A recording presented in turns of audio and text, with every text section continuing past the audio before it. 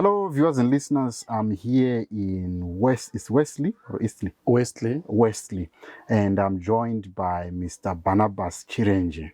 And I'm here to talk to him about what has been reported by a number of media houses, including Chibanda Media, Video TV, Sly Media, and other media houses that came and reported about this story. So we want to hear from him and find out what really happened. As you can see, he is sitting in front of his house, and this is the gate that is behind him. Mr. Barnabas, welcome to the show. Can you tell us what really happened and what is the story behind you staying at this this place that is here? Thank you very much. All right. My name is Barnabas Chirenje. I'm 53 years old. I bought this stand where there is that big house you see inside the Jurao in 2012. After I saw it in the Herald, that's where it was advertised. Okay. Then I did all the groundwork, like seeing the seller.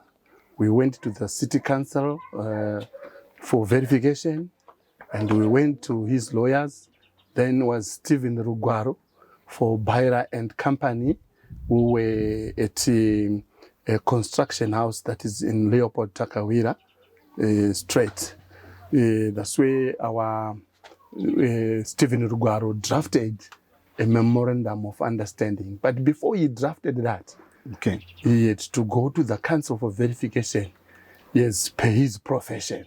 Okay. And when he went to the council, it was verified. That's when he drafted an agreement of sale. I purchased this land in 2012 for 20,000 United States dollars. Okay. So, okay. So this stand was not belonging to anyone by the time you purchased. It was just the seller and yourself. When it was flighted in the newspaper, it was owned then by Obre Chuta Due, who is the seller in this matter as I speak. Okay. Yes. All right. Then can you tell us what then transpired after you bought the place for us to be where we are today? This was a dump ground from 1998 to 2012 when I purchased it. So after purchasing it, I had to bring some boys to start clearing the land. Okay. A yellow machine was there to take out, and some tippers to take the rubbish to the rubbish thing. And then we started construction. All right. With the builders. Okay. Inside there's a 13-roomed house. Okay. With a 6-roomed cottage on roof level. Okay. The main house is 95% complete. Okay. So it's a complete house inside there. When I came here, like I said, it was a dump ground. There was no water, there was nothing. And I started from scratch to build that house. Unfortunately, when we wanted to change ownership, the council, they said it's in their papers. You cannot change it when there is no dwellable structure. Okay. So that was the only reason you could not get the change of ownership. There and there, yes. Okay. But we built this house not overnight though. Okay. But for a period of time. Okay. Which is about 7 or 8 months. Okay. And after that, when we wanted to change ownership, okay. Remember I talked about the lawyer? Yeah. That lawyer was given a power of attorney to change the land or the property into my name without the seller. All right. Because the seller at the time, things were not owned in Zimbabwe. It was a difficult time, and a lot of people were going outside the country. Okay. And he mentioned it to his lawyer that he also wants to go outside the country. Okay. So the only alternative which was there was a power of attorney, which was accepted by the council. The unfortunate part came now when I went to the council with the power of attorney with the lawyer. the council refused to accept the power of attorney. All right. When was this? When? It was around 2013, 2014. All right. Because it took me 8 or 7 months to build this house. Okay. And were you now staying in this house? Or Yes. Okay. I was staying there because I moved from Kwazana Extension. I had a house in Kwazana Extension. Because I wanted the construction to go faster, I had to move and come and stay here. Okay. I started staying here before there was a roof. Okay. And after I finished building, I was here till 2022. Okay. When there was a barbaric judgment that took me out of my hard-earned house. This house, I built it. This is my pension house. Okay. This is where my whole life is. Okay. What I've worked for 23 years is inside there. And it's a torture staying out here, knowing and seeing that all I've worked for is there empty. There are grasses of the sides. Okay. Tell us through the court processes, how did it go? You mentioned about the court case. How did the story came to be you being taken to court about the house? When we went for change of ownership, Yeah. we were surprised when we get there. I think that's the reason why they refused the power of attorney. We were surprised there were an affidavit in the name of Oliver Taruvinga Chipunza, Okay. commonly known as Bishop Chipunza. Okay. And that affidavit stops us from changing ownership because he is now a third interested party. All right. So council refused to use. They said, go and get the person who sold you, because he has sold it to us and he has sold it to Chipunza. Unfortunately, Chipunza didn't buy it. It's a donation.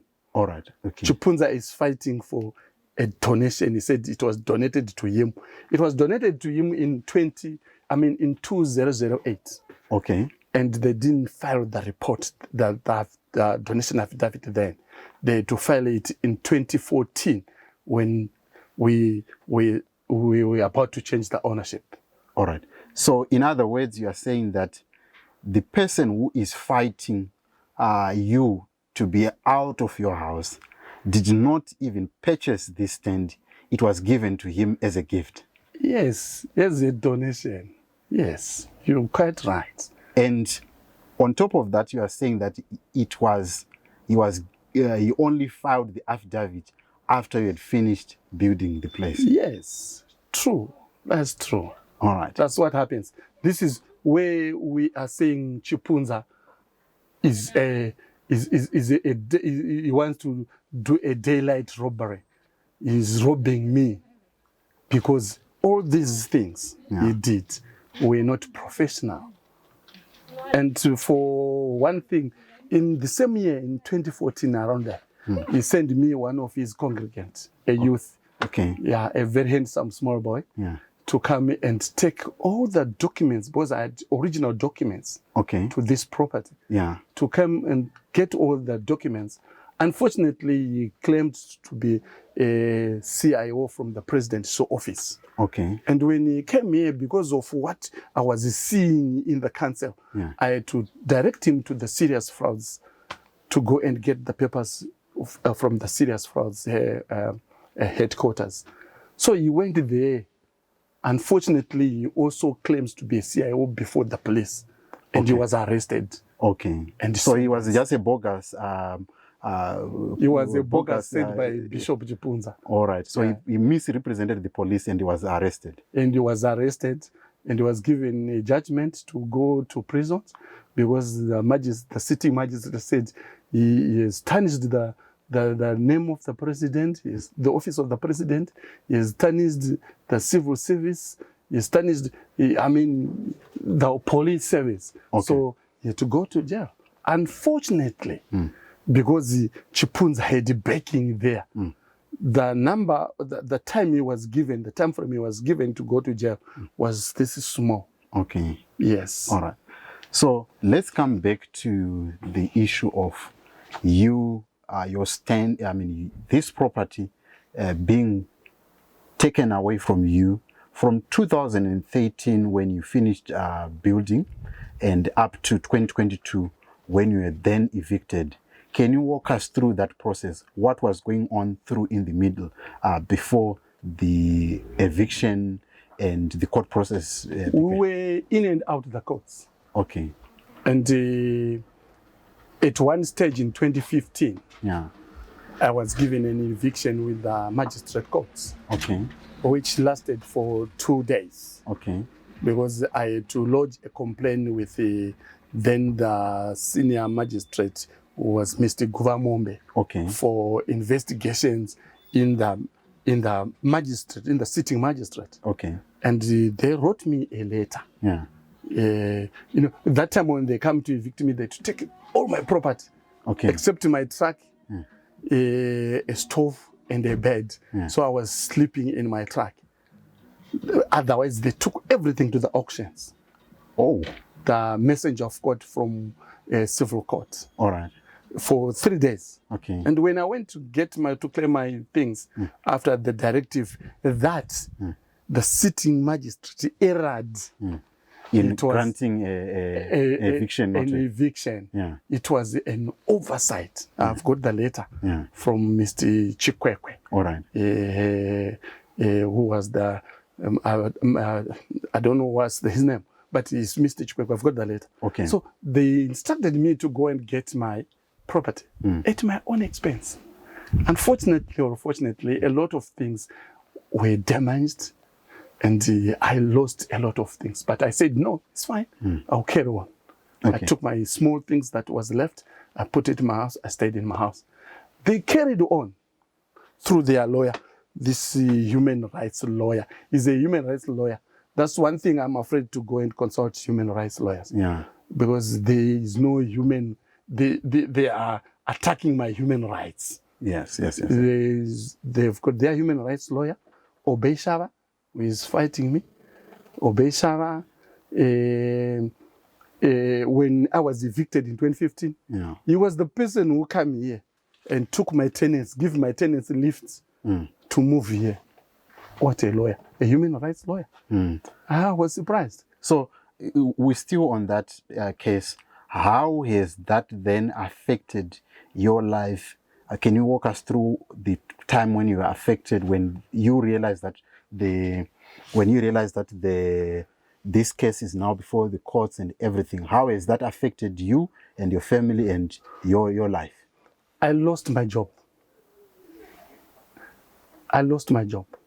When was that? That was in 2013. Okay. I was working for Sakunda Holdings. Yeah. Okay, then in 2013. Okay. So I lost my job. I lost control of my own family. And to make matters worse, when they evicted me for the second time in 2022, with the judge's judgment, that I be evicted before compensation, even though I asked the court if they can be lenient to me to evict me after compensation. The court refused. Okay. I had everything that the judge would have given me compensation the same day, but he was lazy to subtract 9 minus 2 and give me my figure. Okay. So that judgment alone, the 2022 judgment, has left me vulnerable. Okay. I am naked. It throws me on the street. I'm staying, this is the road. This is the road. Okay. It throws me into the street. Yeah. I'm a street father. Yeah. I have got a street wife. Yeah. My children have got street kids. Yeah. Right? And the most unfortunate thing, the most painful thing, is my little girl who was doing grade 7. She was supposed to write grade 7 some 2 months ago. She is 6 months pregnant because of this. She is 6 months pregnant. We went to the doctor some 2 weeks ago, and the doctor says she is expecting a baby boy end of February. Okay. So which means that by end of February, my baby, will be having a baby. Yeah, I understand how painful it is as a father. How does it make you feel, especially knowing that this is being done by someone who did not pay for this property, and they are fighting in court for a property that they do not own, and on top of that, they are actually a man of God. What do you have to say about that? You call him a man of God. I don't call him a man of God. I call him a man of God. He is manufactured from living waters in Gillingham, here in desert. Yeah. Together with this Obey Shava. They are manufactured there. They are men of God. It's unfortunate I'm attacking the church. I am not attacking the church. I've got a respect for the church. The unfortunate part of it is the churchmen who are supposed to be molding us are destroying me. Shava is a pastor, for your own information, from the same college where Chipunza went. And there are so many others, I don't want to mention them. And also the judge who set who handled my case, he's a bishop. Where did I go? The bishop is fighting me through his lawyer, a pastor, and I went to court. I met a bishop. I was thrown out of my hard-earned house for 23 years without compensation. I've nothing. This is me. This is me. This is me. A neighbor bought this for me. Otherwise, I was putting, this is what I was using all this time. Because of a man of God, because of bishop fighting for something he didn't sweat for. When the Bible says you will eat out of a sweat. Now, this case is, you can say your hands are tied. Have you tried to reach out to Bishop Chipunza to try and maybe have an agreement of some sort? Have you tried to reach out to him and talk to him? What is he saying? My friend, it's a long story. But if you read papers, in 2015, April 2015, if I'm not wrong, there was a headline in one of the newspapers that says, Bishop Chipunza pointed a gun on me. I'm the person. I'm the man. I'm the man. But because we want to protect the church, we are not here to So you are saying that he came to you and pointed a gun at you? I went to his office in Park Street, where there's Nyaradzo today. That's where all this happened. And Augustine Churi was the commissioner of police then. I went to report. I went to Harare Central, and I see a Mr. Ngwe. I spent 1 hour, 39 minutes waiting for him in his office, and he never came back. That's when I went to PGHQ, and I told Mr. Chuhuri, and he assigned one of the senior assistant commissioners to go and disarm Chipunza. The senior assistant commissioner, if I am not mistaken, he was, the name has gone out of my head. So it's a long battle with the men of God, which is not supposed to be there. But because of greediness, do you think he doesn't have other houses elsewhere? Yes.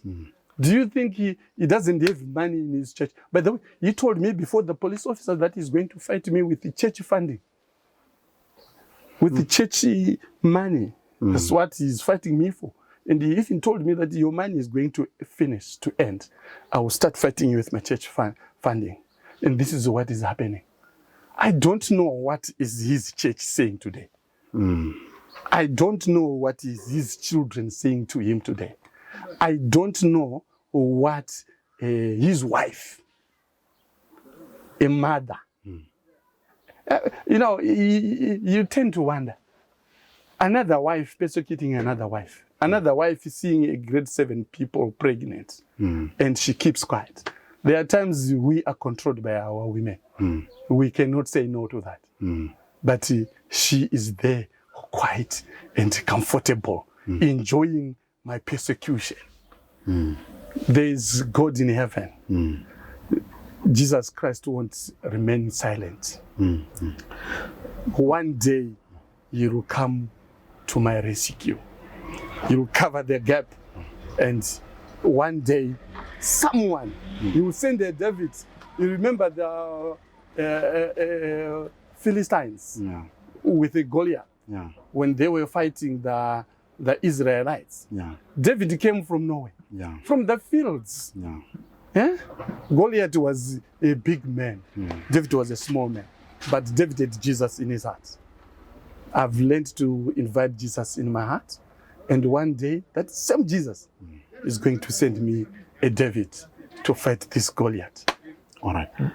In conclusion, how do you want, what is probably your message to Bishop Chipunza and maybe the church at large? How do you want this whole process to be done? What is your message? My message to Bishop Chipunza is, I am coming with a peaceful demonstration to his church anytime soon.